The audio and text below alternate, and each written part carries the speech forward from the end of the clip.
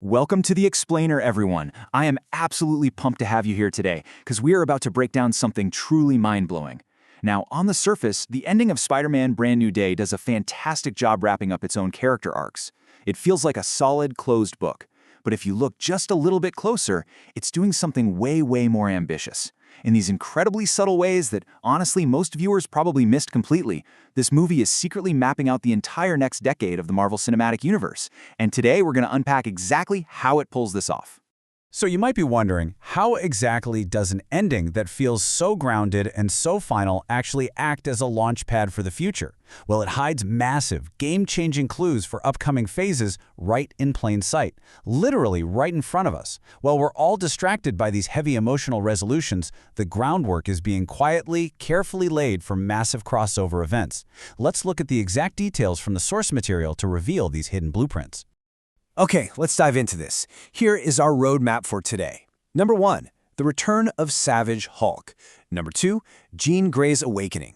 Number 3, the anti-mutant future. Number 4, Peter's old friends. And finally, number 5, that crazy post-credits mystery. Starting right off with number 1, the return of Savage Hulk. You really have to look at the sheer scale of time we're dealing with here to understand the gravity of this.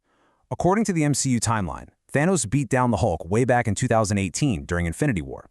Fast forward to the events of this movie, which takes place in 2028. Guys, that is a massive 10-year gap. Whole decade where Bruce has just been living a normal life, using these intense psychic blocks in his mind to completely suppress the Hulk. But then, Sadie Singh, who we of course now know as Jean Grey, goes to Lafayette Street looking for her sister. She intrudes into Bruce's mind, completely oblivious to what she's actually messing with, and accidentally shatters those psychic blocks. Boom. 10 years of careful suppression broken in an absolute instant, and all hell breaks loose as the Savage Hulk finally returns. And this brilliantly illustrates one of the coolest hidden details in the entire film. When Hulk is falling at the end of their fight, Peter yells out, reminding him that he isn't just Spider-Man, he's Peter Parker. And the crazy thing, Hulk listens. Why does this matter? Well, because of Doctor Strange's spell from No Way Home, literally no one should know who Peter is. But, as the source points out, Peter and Bruce likely interacted off-screen at Tony Stark's funeral in Endgame, where Peter used the fake alias Ned. So, Bruce's memory of Ned might have actually bypassed the magic spell entirely. This heavily mirrors comic book lore, specifically the whole Mephisto memory wipe storyline, where Spider-Man makes the world forget his identity, but the Hulk explicitly tells him Hulk remembers. It's an unbelievable nod to the comics, and it sets up such a unique, powerful dynamic between these two moving forward. So where on earth does the Hulk go from here? The movie mentions he's shifted to a psychiatric ward. But let's be real for a second. A normal hospital ward absolutely cannot hold the Hulk. The reality is, he's almost certainly being sent to the Raft. And who else is currently chilling at the Raft? Thunderbolt Ross, the Red Hulk, and the villain The Leader, who is just out there teasing multiversal incursions. The source analysis points out that assembling all these heavy hitters in one highly secure place, that is no coincidence. It is a direct, calculated setup for the upcoming Secret Wars event. Moving on to number 2, Jean Grey's mutant awakening. If you've been wondering how mutants are actually going to be handled in the MCU, well, here are the exact mechanics laid out for us. Step 1, the mutant X gene obviously must be present. But it doesn't just randomly turn on. It requires puberty or severe heavy trauma to activate. For Jean, this trigger was absolutely horrific. She discovers her sister Sira was tortured by a machine that fried her brain, leaving only this broken final telepathic message, VMAX. The sheer, devastating realization of her sister's agonizing death provided the ultimate traumatic trigger, leading to an explosive, terrifying eruption of her mutant abilities. And we immediately see the terrifying scale of her raw, evolving power. She creates this massive psychic bubble, trapping everyone inside and totally blocking them off from the outside world. But what's really fascinating here is how she controls the hand ninjas. She forces them to attack Spider-Man in pure, perfect coordination. The source describes this beautifully. It's not like she's commanding 10 separate people.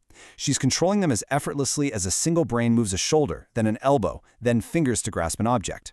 It is a single, unified hive mind attack. This level of power, right out of the gate, it proves she is going to be an absolute force of nature when she officially joins the X-Men. All right, number 3, the anti-mutant future setup. So on one side of this conflict, we are introduced to Bill Metzger, a highly corrupt official running a rogue department within the DODC, the Department of Damage Control. He's out there actively conducting brutal experiments to create weapons against enhanced humans. The source proposes a massive theory here. As mutants become public knowledge, this specific, totally corrupt branch of the DODC is perfectly positioned to rebrand itself into Trask Industries. If you know your comic lore, Boulevard Trask is the creator of the Sentinels, those giant, terrifying robots designed to hunt and eradicate mutants. The pieces are literally all moving into place for an era of intense, anti-mutant genetic racism in the MCU. And here is the absolute most heartbreaking, tragic irony of all of this. Peter Parker invents an inhibitor prototype during this movie. Based on the source analysis, this exact piece of tech is the blueprint for the infamous inhibitor collars used against the X-Men in the comics and cartoons. You know, the collars that completely strip a mutant of their powers? Just, can you imagine? The ultimate weapon of oppression used against the X-Men was accidentally created by our friendly neighborhood Spider-Man. It's such a dark, brilliant piece of connective tissue for the MCU's future. Which brings us to number 4, Peter Parker's old friends. We are left with two incredibly contrasting, deeply emotional moments here. On one hand, we have MJ. The source notes the really mature way this was handled. Because she has no memories of Peter, she naturally has no romantic feelings for him anymore. Yet she sits on the roof, smiling, just fiddling with the Black Dahlia necklace. It's this subtle, quiet hint that some invisible connection still remains. But then, look at Ned. During their handshake, there's a blink and you miss it moment. Ned's eyes blink rapidly, almost like a spell is physically breaking in his mind, and the specific tone in which he says, "Peter," strongly implies he actually remembers. It's a massive, massive injection of hope that Doctor Strange's spell isn't entirely unbreakable after all. And you know, the movie doesn't shy away from the gritty, physical toll all this takes on Peter. We actually get an unexpectedly fresh comic relief take on the Punisher here, though there is a heavy dose of irony when Punisher complains about Spidey taking a bullet for someone, considering Daredevil just did the exact same thing for him. But listen, that bullet is absolutely crucial. It stays inside Peter, which actually prevents it from passing through and hitting Jean. This leads to emergency surgery, meaning the doctors and nurses absolutely had to remove his mask for oxygen, totally exposing his face.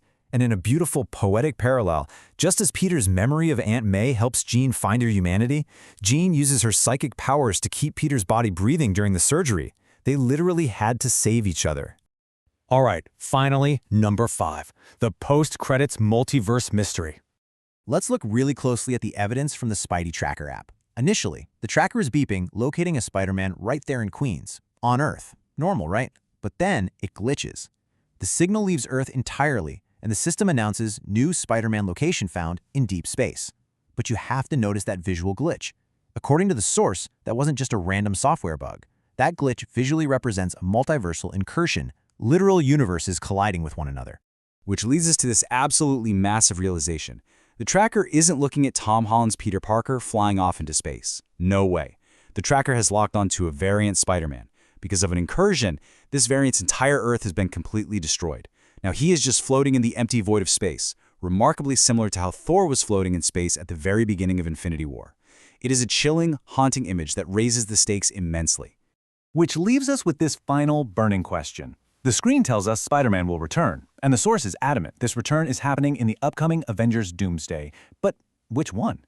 If Doomsday is relying on the nostalgia of bringing back legacy characters, it makes perfect, terrifying sense that the Spider-Man floating in the void is either Tobey Maguire or Andrew Garfield, having just watched their entire universe collapse into nothing. Think about what this means for the next time you sit in a theater for an Avengers movie. Who do you think is waiting for us out there in the dark of space?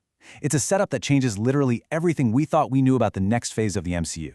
Thank you so much for joining me in this explainer, and keep your eyes peeled for those hidden details.